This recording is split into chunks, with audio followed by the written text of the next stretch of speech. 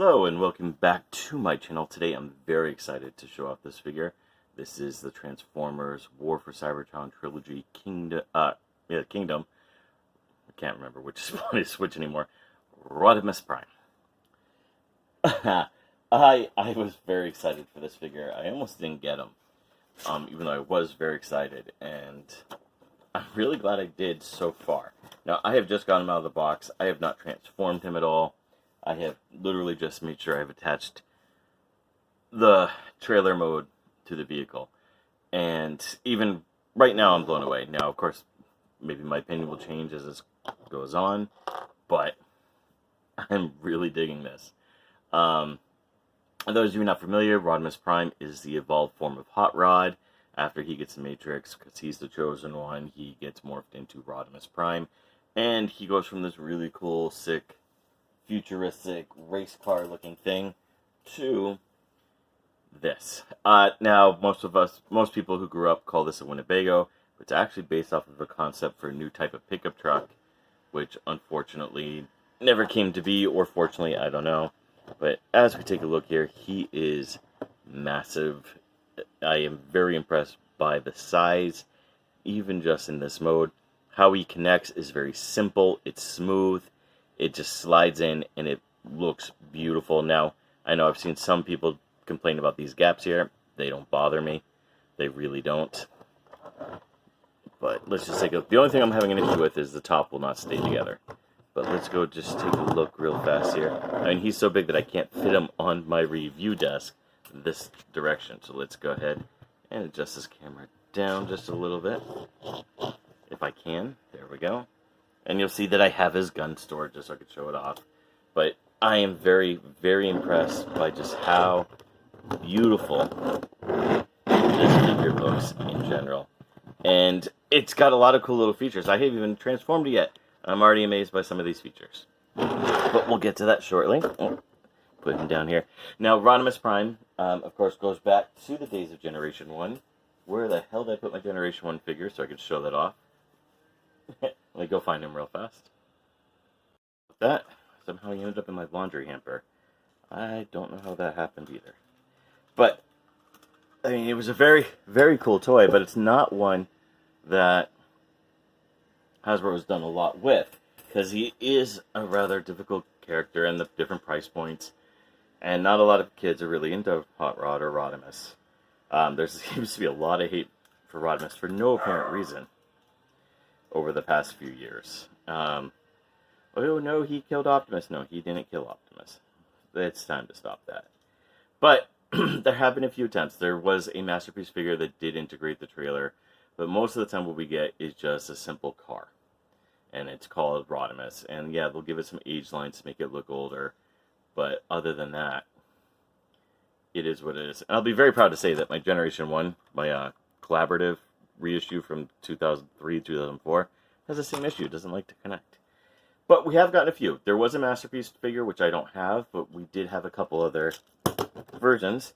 We had this really, really awful titanium figure, which fell apart as I'm trying to put him on here, which again tries to integrate and show off, you know, the Winnebago design. And then we did get the Power of the Primes figure, which, as you can see, this one here is, the new one is just much more massive, much more involved. And it's really cool. I really do dig it. Now, one of the cool things with the whole Hot Rod Rodimus thing is the fact that he's an homage in a way to the original Optimus Prime or Convoy, and there goes my background screen. Again, he's so big he doesn't fit on my review desk. I was hoping that would stay on there so you weren't just seeing my books in the background, but he's just massive. Where was I? Oh, so of course, those of you who know, the original Optimus came with a battle station. Optimus would separate, his truck would fold out, his cabin, the trailer, would open up, and you'd have different battle station things. You could put it as a battle station or a repair bay. They did this as well with Powered Convoy, who was a figure that would be repainted into Ultra Magnus. They did this with, let's see, who else did this? Power Master Prime and Godmaster Ginrai. Star Saber had a base mode. I don't know if Diatlas did, but Star Convoy definitely does. Fortress Maximus is a base. And, you know, it was cool. Thunderclash, he even had a base mode. And that was one of the things that they established with Optimus that Rodimus really cemented, and that's that the Prime character or the Convoy character, the Supreme Leader, was also a base. And he had something where his characters can interact with. And when they brought the concept back to having Transformers be car robots, in-car robots, or robots in disguise, that Optimus Prime, his fire truck could become different base mode configurations. And then Armada and Energon, the Optimus Prime toys, could become a base. And that was something that a lot of figures have missed since then, and that's mostly because, you know, price point. And can you imagine trying to get a Bayverse movie with a full trailer and have all that cool gimmicks? I know they did it for Dark of the Moon, but that was later on, and by then they had established that people would buy that. But let's go ahead and just take a look at this base mode and all its different features. I'm going to separate Rodimus out, and we'll take a look. Now, again, to separate, it's real easy. You just pull them out. It's the easiest one ever. Of course, if more people... No, I'm not going to do that pull-out joke. I promised people I'd be more mature on this channel. But, yeah, the joke is there. It writes itself. Alright, so I'm going to go ahead and take off these blast effects, which I'm never going to use, again, just for this review. And we'll take a look at a couple of things. First off, he comes with storage. You can store all the different blast effects or the weapons in this part here. This opens up, which is really cool. It's a really neat little feature I was not expecting. And this can combine out. You'll see the tabs here. You can interact with the various base modes over the past few years, and there, of course, is his lovely weapon, which is the whole reason why this won't shut, because I'm not getting it in the right angle. This part, too, opens up as well, again, for more storage, or you can even put the top of the weapon up here, and it fires out. And then to transform this, it's real simple. You just pull it down, and these are on springs here, so it will hold up. And voila! You have a command mode, and then you have your gun here. Your gun can stand up. It does get those cool little things, some handles here. And because of the fact that this is all movable and interactable, you do get posability, which is something the original toy didn't get. And got treads, so you can pretend, fake treads rather, so you can pretend that it's on wheels, and he can take it out and maneuver it as necessary. But yeah, that's just part of it. And again, if you take a look here inside the base, there is so many pegs for so much weapon storage that this figure is rather awesome just for that. I actually use my Generation 1 Optimus Prime trailer as weapon storage for the various figures that I have, or like, you know, the weapons. I have a lot of weapons stored in them, and that's what I always did with them. I'm just playing with this. Again, I haven't played with the instructions at all. I'm only going by what I've seen off of pictures here. But I really do dig this. I think it looks fantastic. And the fact that it comes with so much playability factors, this is a great toy for anyone if they have kids that they want to get into Transformers with. Because this is going to lead a lot to the imagination. And that's really cool. He does come with other accessories as well.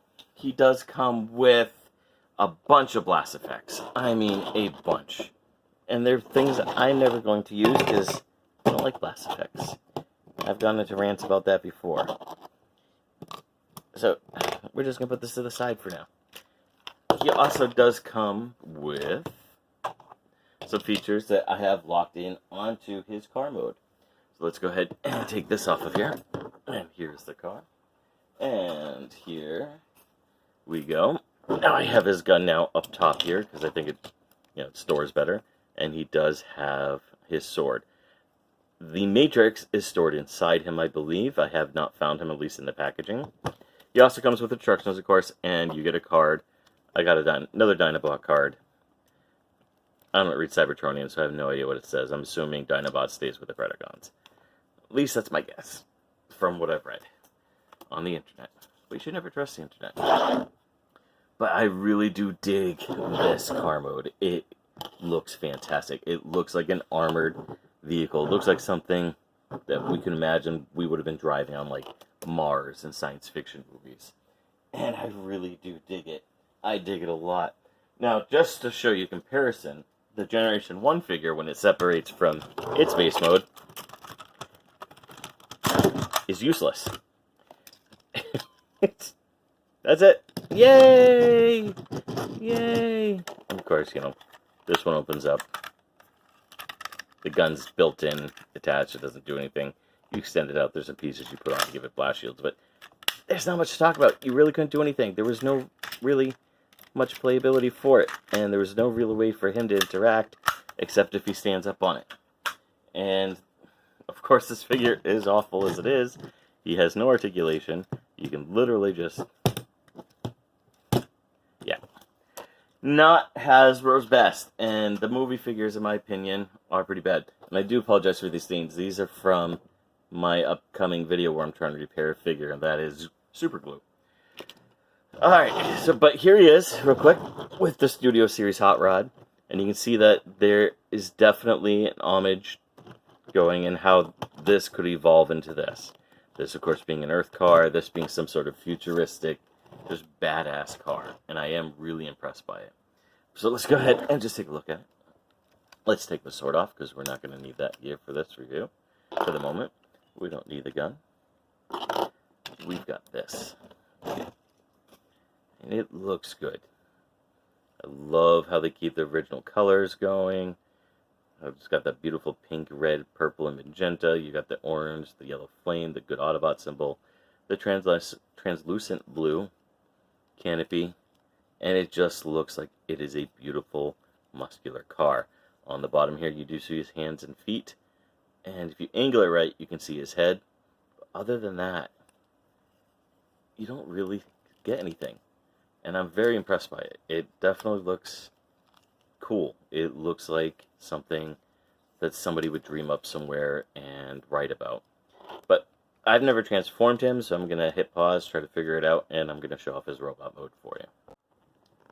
Alright, so now we have him in his robot mode, and let me just say, this thing is a pain in the ass to transform. It's like doing a masterpiece figure, only smaller. There are a lot of little intricate pieces, and there are tabs that don't quite line up. Right now, if I even slightly touch this, this will pop out. But it is a really, really, really fun transformation. I am very impressed by all the little steps that it's involved with, and it just looks fantastic.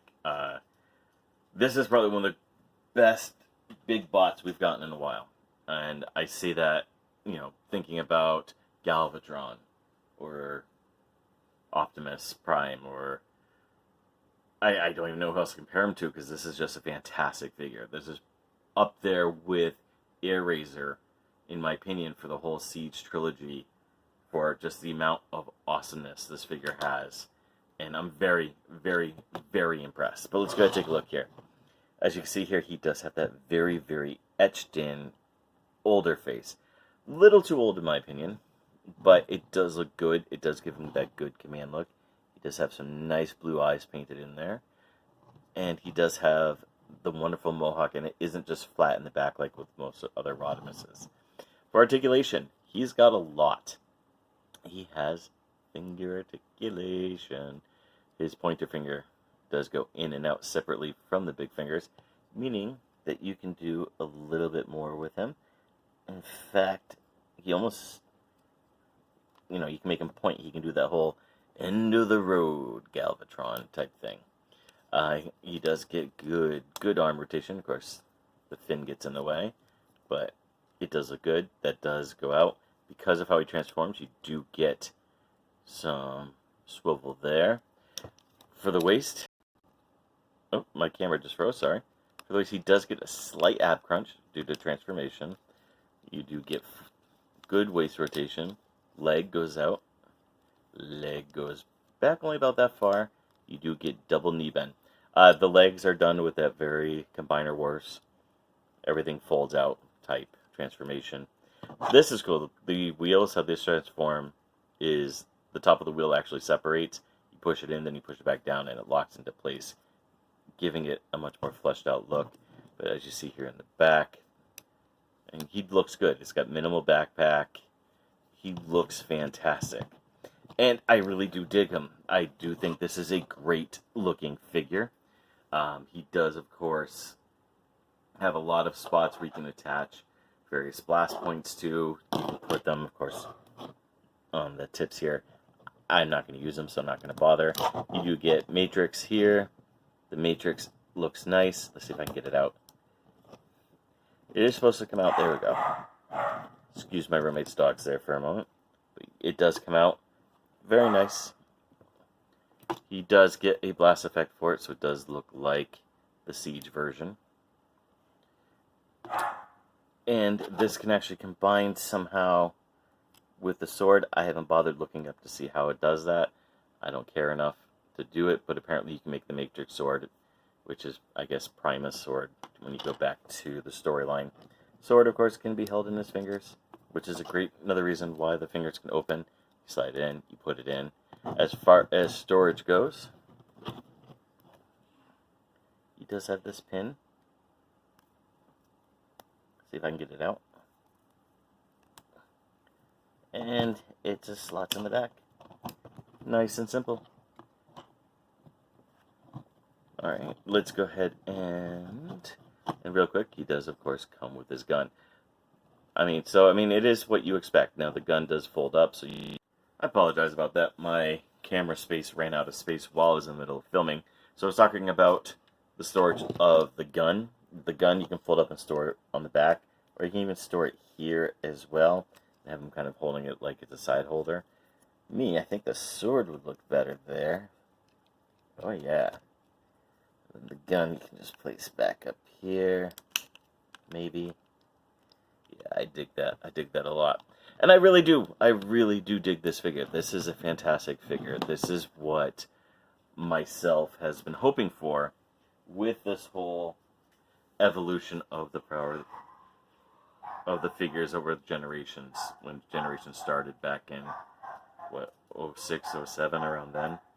So I really do dig what they did with this. And he does look fantastic. He looks like Rodimus.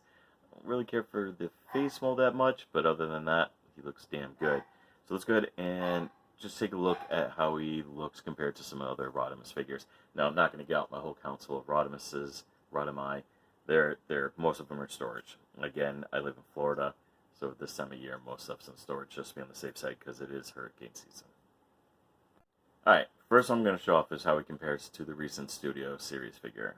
Those who watch my review know I'm not the biggest fan of the figure, but it is a really good figure nonetheless. I'm just not a fan of it. And it definitely has a feel as if it is almost like a prototype for this one. I did something wrong transforming him. Now the arm's all fucked up. But, come on. One of his shoulders is riding higher than the other. But you can definitely see, there was a lot of care. Whereas this has a much more simplified design from the cartoons. This has much more of what you would expect from comic books. And this figure really does feel like a prototype. There's a lot of similar transformation on how to get from step A to step B. Next up, we're going to talk about integration a little bit here.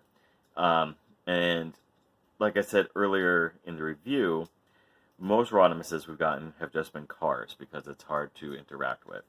In the cartoon, just like with Optimus, Rodimus's trailer would disappear, and we never actually got to see it work or interact. So the few Rodimuses we've gotten have tried to either get rid of the trailer altogether or combine it into just a single mode, like the Titanium figure, which is still one of the worst Transformer toys I've ever bought. It just feels bad. And the other example, of course, is the Power of the Primes figure.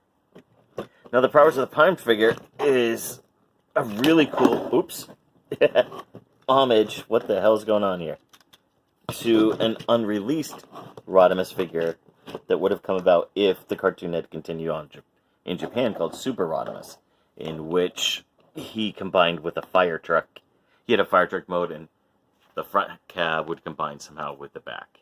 But as you can see, it's just about how it interacts and how it adjusts. And it is cool. I mean, I still love this figure. It's not great. It's not perfect. It's far from it.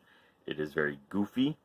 But I do like it. And I always have liked it. And I do think that it's a cool take on it.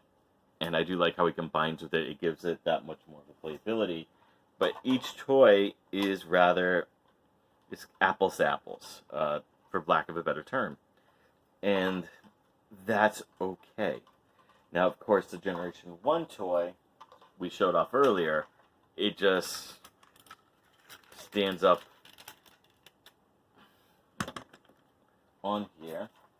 It does nothing. Of course, it's Generation 1, so you really don't get much in the way of what it actually does and how it interacts. And that's cool, too. Like I said, every figure is different. And how they portray it, and it's all supposed to be the same. I didn't realize that was crooked.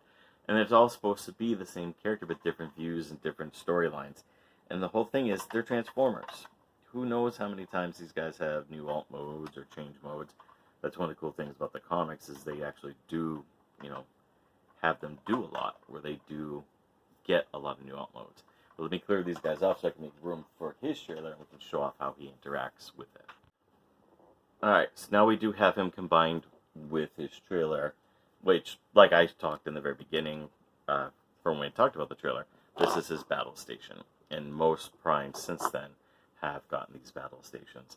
And this does look cool. It is a great update of the original figure and the original battle station mode, but it actually is interactive. And like I said before, it has so many spots where you can store different weapons or different figures, and it definitely makes the figure that much better. And of course, it has playability factor. You can put on the blast effects if you want, and you can make it look like he is being attacked. For whatever reason, this side here will not come down as much. There we go. Now, you attach this via a peg. It is very tight. I get worried about breaking it, but that allows you to move it so that he's looking at different angles. And of course, you can remove it. That tab folds up and in. And I'm not quite sure what this one tabs into. Oh, it tabs in there as well. So there's different ways of getting to interact with the base. But other than that, that is that figure. And I do like this figure. I like it a lot. I am really excited for this figure. I think it is one of the better ones that Hasbro and Takara have put out in recent years as far as non-masterpiece or high-end collector figures go. It definitely has that much more of a look to him where he does look powerful, and the fact that you can use his base and for storage for weapons, or you can take it out, the different things, and have different configurations for it, I think is one of the more amazing parts of this playability factor. As far as it goes, again, the transformation is hard. It is difficult, especially for, for the fact that this is meant for kids. I had difficulty with it, and I actually had to resort to looking at the instructions. I haven't had to do that in a long time for a non-masterpiece figure. I felt like doing robots in disguise all over again. But he does look good, and I think he'll look really good on your shelf, especially if you're a fan of Rodimus Prime, like I am. And I know I'm in a rare group of people who do, but I really do like him. So thank you very much for watching. Please comment down below, hit like, hit subscribe, tell me what you liked, what you didn't like, and what you want to see next time. Have a great day.